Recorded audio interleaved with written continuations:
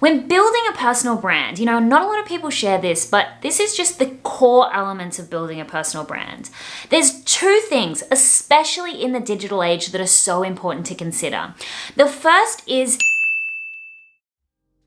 Hi everyone, and welcome back to my channel. As you can tell by the title of today's video, I'm doing something a little bit different. I mean, it's not so different because a big part of what I teach here on my channel is habits of successful people, habits of successful women. And I absolutely love to dissect what other people have done to get to where they are and share those lessons with you all. But today I actually wanted to share some lessons that I have learned, particularly from Taylor Swift, Kim Kardashian and Paris Hilton, about what it means to be a successful businesswoman and a successful brand.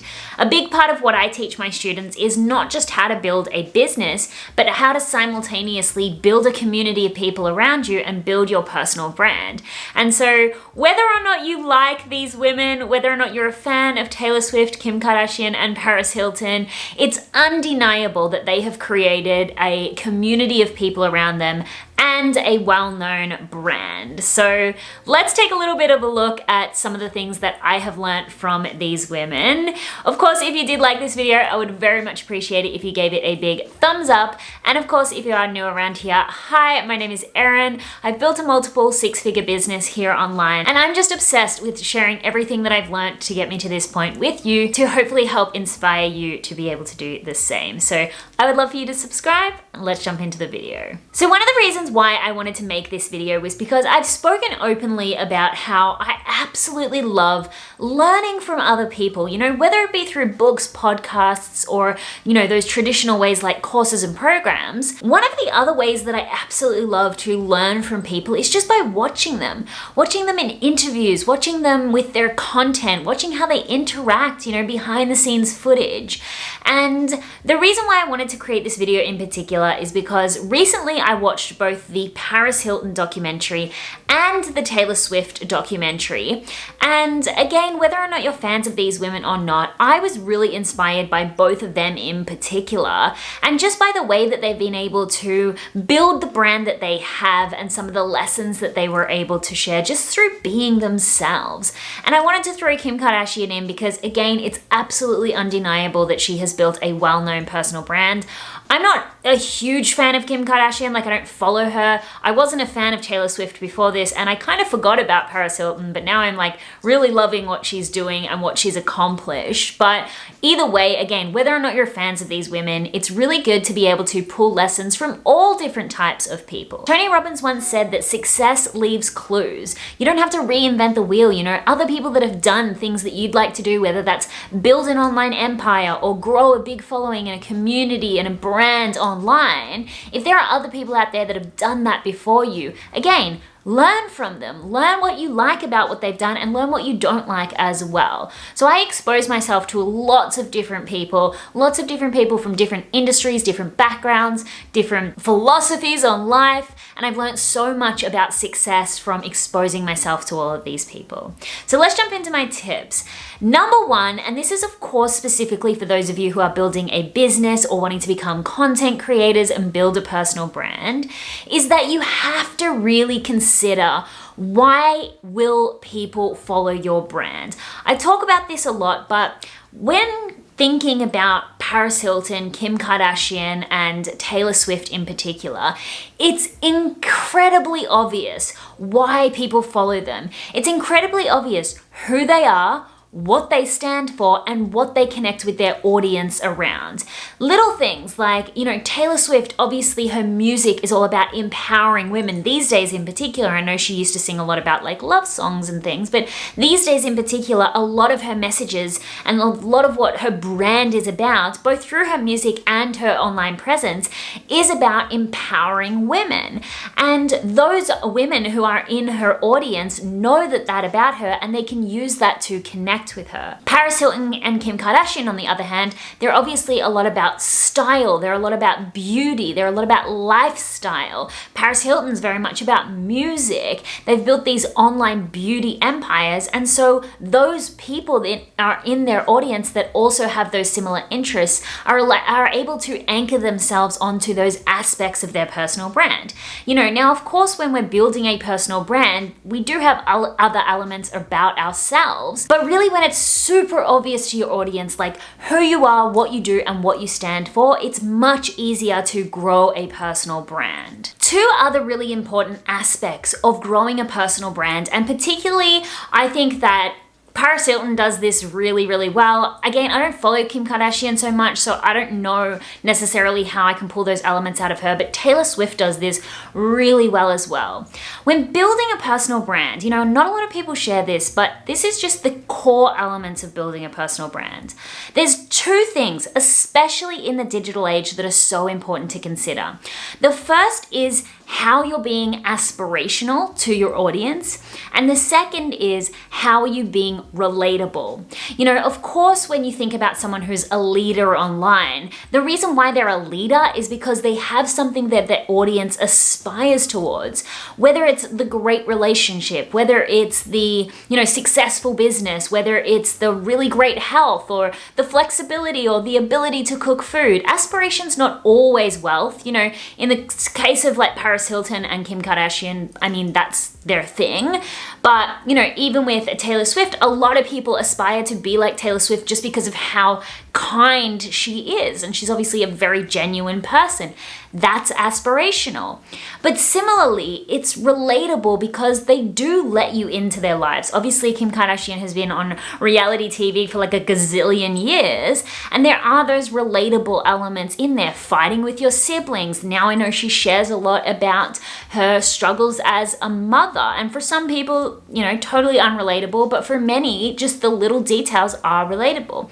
Paris Hilton, she's recently opened up about her past and the trauma that has developed from these situations in her past. I won't go too much into detail into that. It's all in her documentary. I definitely recommend watching it. It's very, very interesting.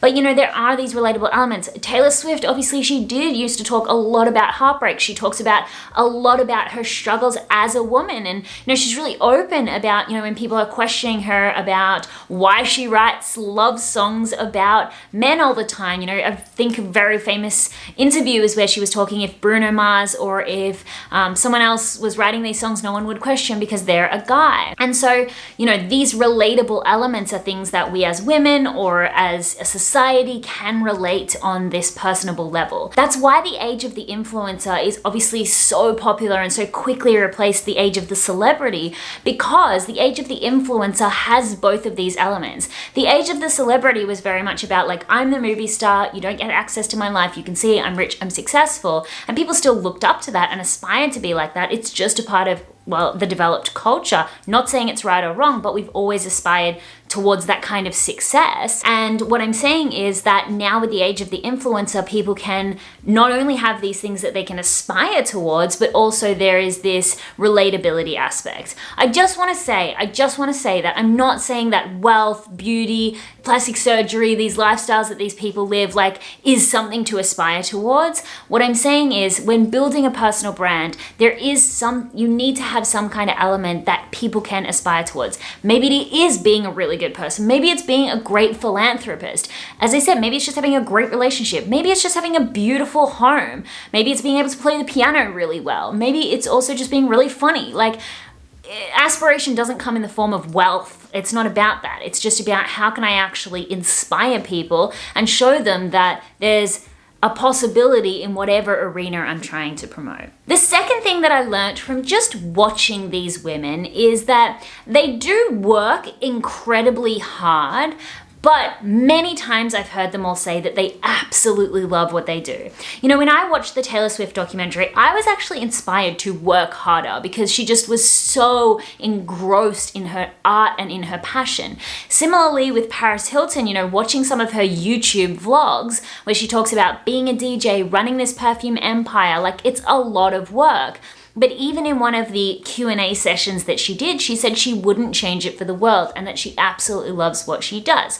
And again, I don't follow Kim Kardashian that closely, but I assume, considering she's done it for so long, that she does love what she does. And that's a big aspect of this. A lot of people these days are trying to build YouTube channels or businesses because it's the trendy thing to do. But considering these women have been in the industry for many, many, many years, decades even, you have to consider, am I choosing something today that is going to outlast trends and is going to outlast decades and years and personal evolutions? You know, don't just choose to build a personal brand in something because it's trendy or a business because it's profitable. If you want sustainability to your online empire and to your personal brand, you truly have to love what you do. I talk about this a lot, more so from the perspective of why bother if you don't enjoy what you do? There's too much at stake and there's too much involved. If you're not having fun in the process, what a drainer of a life to live. So I always talk about this from the perspective of loving your life and having fun. But these women really taught me from the sustainability perspective as well, how important it is to actually enjoy what it is you do.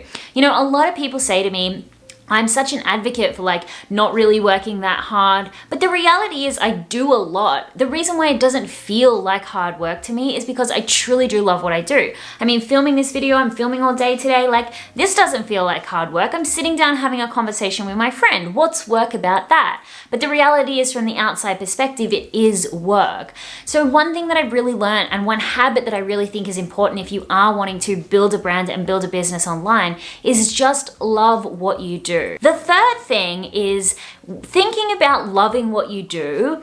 A big thing that I've learned from Paris Hilton and Taylor Swift in particular, but in Paris Hilton's recent YouTube video, Kim Kardashian did also say that she learnt this from Paris. But honestly, this is the most inspiring thing to me from the three of those women, and that is how much they love their audience.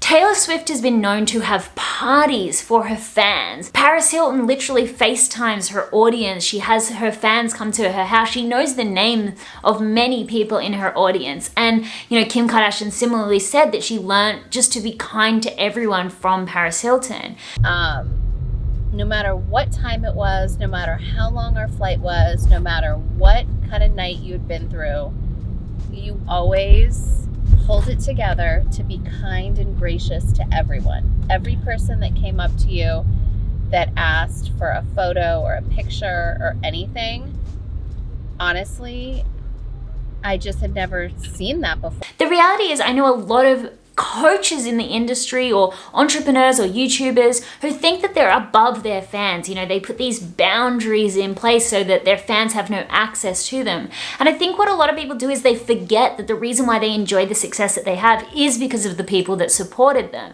I think that we can really learn a lesson that on our way to the top, if you will, or as we're building a successful business and a successful brand, do not forget about the people, not the numbers, but the individual people that actually got you there through viewing your stuff, through supporting you, through sharing, through buying from you, whatever context it's in for you.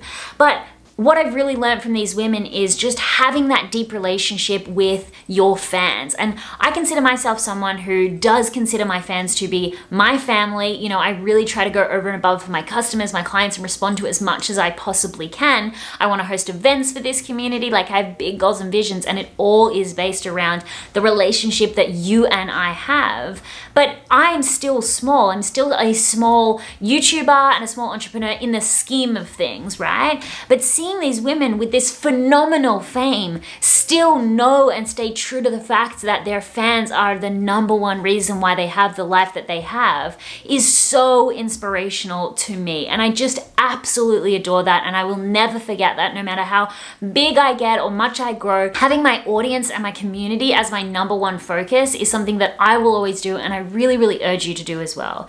You know, so many people get offended when they first start their entrepreneurial journey or their YouTube channel, and they're like, oh my God, I only got 3 views. Forgetting that those are 3 people that have spent their time watching your video, listening to what you have to say. Or if you get 1 customer in your business, that's 1 person who trusted you enough to buy from you. If you go at it long enough, that will grow. But we've got to remember that the people behind these numbers and the people behind these purchases, they are people. They are people. But the one thing that both of those 2 women have really taught me is just absolutely adore your community. And do it because you do it. Don't do it because someone told you to do it. You know what I mean? And that goes back to loving what you do. When you love what you do and the people love what you do, it's just a whole bunch of love, and that makes it so much easier. If you hate what you do, you're probably going to not have a great time supporting the people that support you around that thing. And the final and one of probably the most important aspects of sustainability when it comes to being a personal brand and being a business is that you have to keep evolving.